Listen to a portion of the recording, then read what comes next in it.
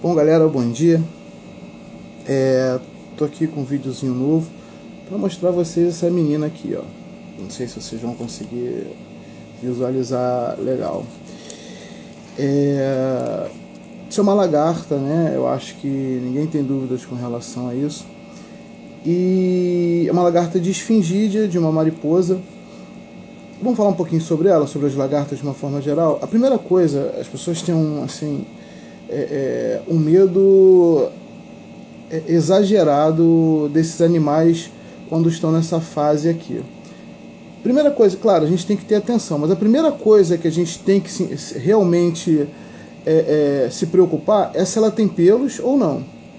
Então, uma lagarta com pelos, né, aqueles pelos que servem para protegê-la, são pelos urticantes, eles são na verdade ocos e eles liberam uma substância que realmente causa uma queimadura química. É uma forma de proteção animal.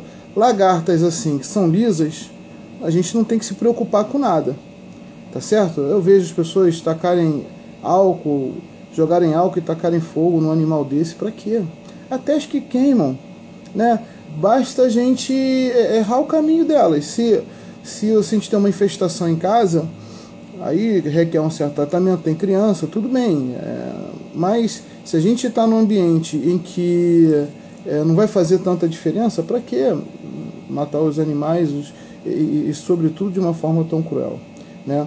Então essa posição que ela fica, tá vendo? Ó, ela fica numa posição assim meio que levanta essa parte da frente, então é característica dos esfingídeos. Eu já falei outras vezes sobre isso. Ela lembra um pouco, ligeiramente, a esfinge lá de Gizé, que naquela situação decifra-me e eu te devoro, naquela lenda lá mitológica. Então é um animal que ele é verde para se confundir com o ambiente, né?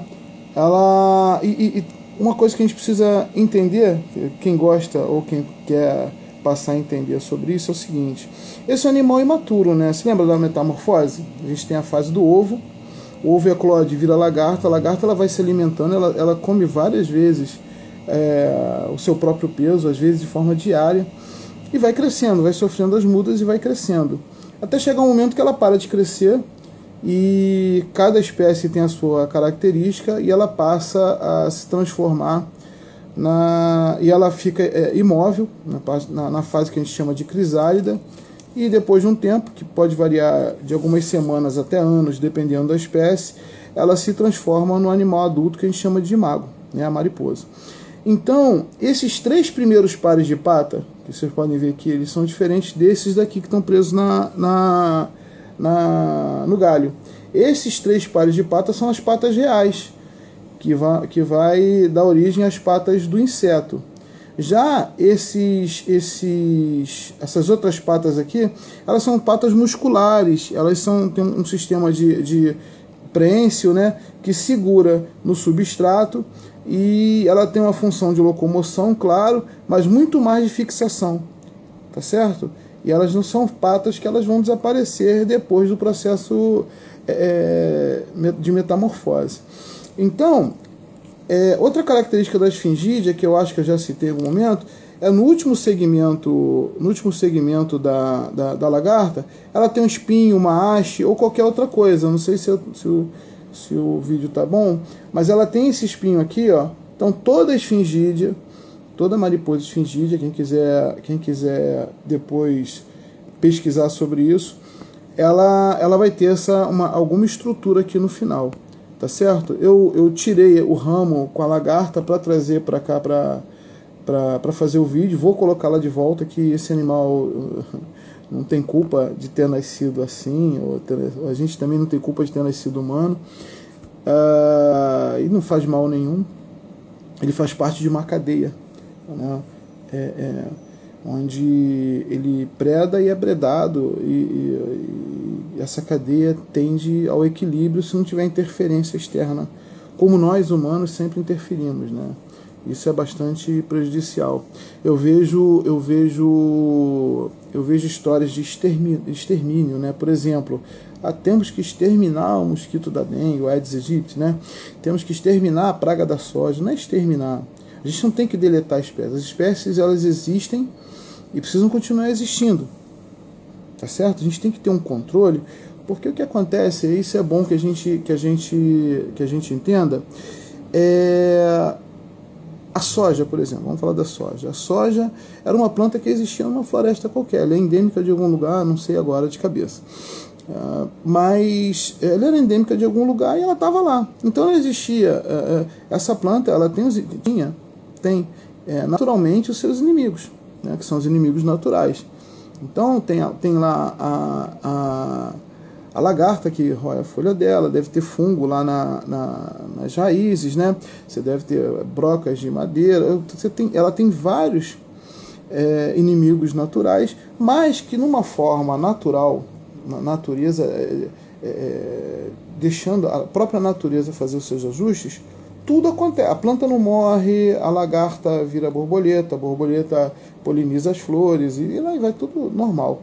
Agora o que acontece? O homem cria uma coisa chamada monocultura.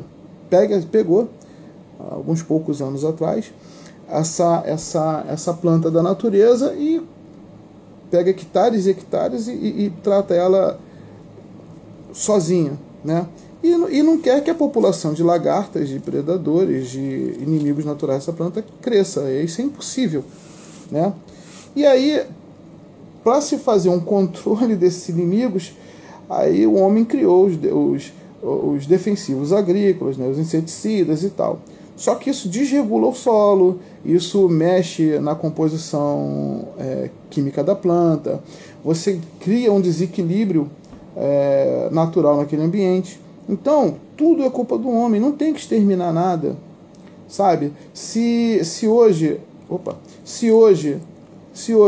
a população de Aedes aegypti tem nos incomodado, é por conta do nosso comportamento que tem aumentado a população deles, né? Então, não tem que exterminar, você tem que controlar, porque esse animal, sendo um mosquito, sendo uma mariposa, sendo um besouro, sendo o animal que for, ele existe e precisa continuar existindo, né? Quem somos nós para fazer essa deleção, né? Você extinguir uma espécie, você está rompendo uma cadeia, como se você chegasse numa barraca da feira, em vez de pegar uma maçã de cima, você pega uma maçã de baixo. Então, tudo que vem acima dela vai cair.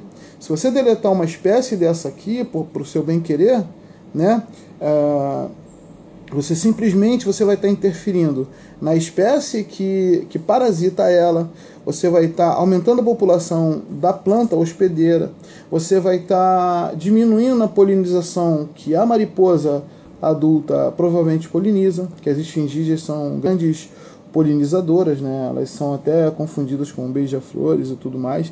Tem uma grande espiritromba, que é o aparelho bucal, né? Eu sempre falo que algumas mariposas se alimentam pouco, ou algumas nem se alimentam, mas a esfingídea não, ela se alimenta muito, ela é muito ativa, né? Então você mexe com uma cadeia, você não mexe com uma espécie, você mexe com uma cadeia, você mexe com uma estrutura toda.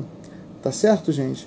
Então, vamos preservar. Esse animal aqui não faz mal a ninguém. Olha só, ele é lindo, não faz mal a ninguém.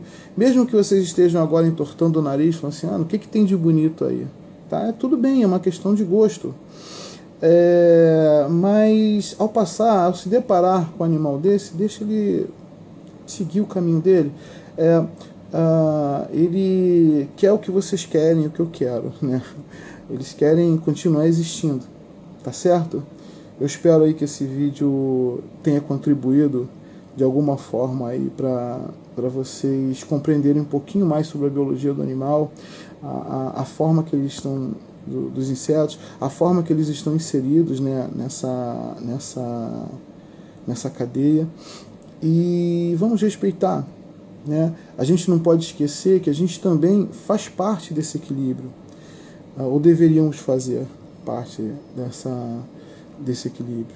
E muitas vezes a gente, pela vida que a gente leva, pela nossa característica extrativista, né, de mais retirar da natureza e não deixar que ela tenha aquele tempo de se recuperar, a gente tem prejudicado vários habitats, a gente tem deletado algumas espécies e por conta